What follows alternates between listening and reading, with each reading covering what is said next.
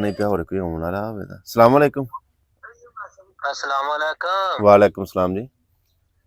यार अवैस बस साहब अल्लाह पाक दा शुक्र है जी, तुम ही सुनाओ। बट अल्हम्दुलिल्लाह। बना कल रहे ਤੁਹਾਨੂੰ ਮੈਸੇਜ ਕੀਤਾ यहाँ जी। ਤੇ ਕੋਈ ਪ੍ਰੋਗਰਾਮ ਦਾ ਸਾਡਾ ਕੋਈ ਮਸ਼ਵਰਾ ਬਣ ਜਾ ਤੇ ਕੀ ਮਸ਼ਵਰਾ ਤੁਹਾਡਾ? जी मशवरा तुहां कर लिया तो मेरे को मशवरा की लेना जी किस तरह का प्रोग्राम? ਇਹੋ ਹੀ ਪ੍ਰੋਗਰਾਮ ਜਿਹੜਾ ਤੁਹਾਡੀ ਗੱਲਬਾਤ ਸੁਣਨੇ ਆ ਸੀ ਤੇ ਕੋਈ ਪ੍ਰੋਗਰਾਮ केड़ी जगह तो बोल दे हो? अस्सलाम वालेकुम जनाब। जी वालेकुम सलाम जी भाजी। मैं सब की हाल है? अल्लाह दा शुक्र है। केड़ी जगह तो बोल दे हो? अही जनाब जिला नारोवाला तहसील भी नारोवाला पिंड लद्दे वाला। कल मैसेज सुनया जी लद्दे वाला। ठीक है जी, हुक्म करो भाई। जनाब भाई ਤੁਹਾਡਾ ਪ੍ਰੋਗਰਾਮ ਰੱਖਣਾ ਚਾਹੁੰਦੇ ਆ। ठीक है। ਕੀ ਤੁਹਾਡੀ ਡਿਮਾਂਡ ਹੁੰਦੀ ਹੈ? डिमांड वाह वाह वाह वाह माशाल्लाह माशाल्लाह। डिमांडां साडियां बड़ियां हुंदियां ने जी। ਅੱਛਾ ਜੀ, हाँ जी, पूरियां कर लो दे। ਦੱਸੋ ਤੇ ਸਹੀ। साडी डिमांड हुंदी है कि जिथे असीं जाइए ना कम ਹਾਂਜੀ कम सानू सुनन वाले होण ते अगों गल सुनाण वाले होण। साडी ਹਾਂਜੀ सुनन वाले गल होण ते गल सुनाण वाले होण। होर ਠੀਕ कोई ਹੈ। साडी डिमांड नहीं हुंदी।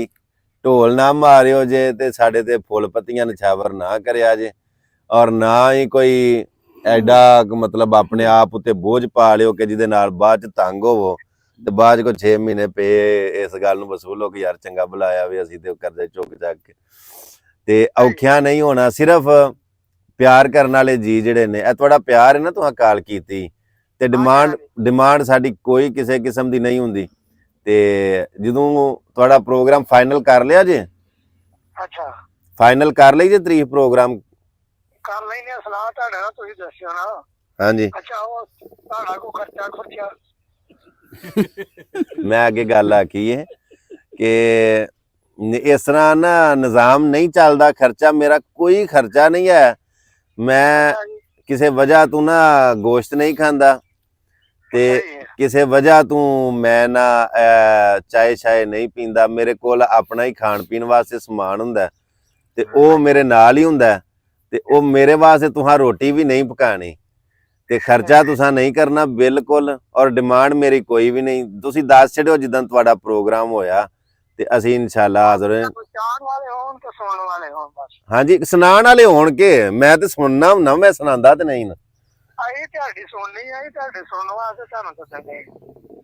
ਚਲੋ ਠੀਕ ਹੈ, ਵਿੱਚ ਕੋਈ ਗੱਲ ਕਰ ਛੜਾਂਦੇ।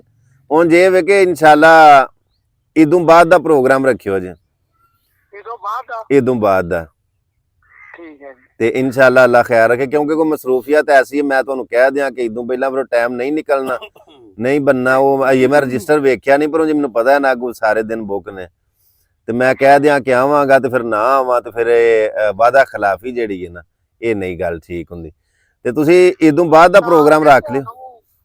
ਖੁਦ ਮਿਲਣਾ ਹੈ ਤਾਂ ਪਹਿਲਾਂ ਕਿੱਥੇ ਮਿਲ ਸਕਦਾ? ਇਤਵਾਰ ਵਾਲੇ ਦਿਨ ਤੁਸੀਂ ਆਉਣਾ, ਐਸੇ ਨੰਬਰ ਦੇ ਉੱਤੇ ਰਾਬਤਾ ਕਰ ਲੈਣਾ ਤੇ ਜਦੋਂ ਤੁਸੀਂ ਆਓ ਨਾ ਸਿਆਲਕੋਟ 에ਅਰਪੋਰਟ ਦੇ ਕੋਲ ਤੇ ਉੱਥੇ ਆ ਕੇ ਐਸੇ ਨੰਬਰ ਦੇ ਉੱਤੇ ਰਾਬਤਾ ਕਰ ਲਿਓ ਜੇ। ਇਤਵਾਰ ਨੂੰ ਆਉਣਾ, ਜਦੋਂ ਵੀ ਆਉਣਾ।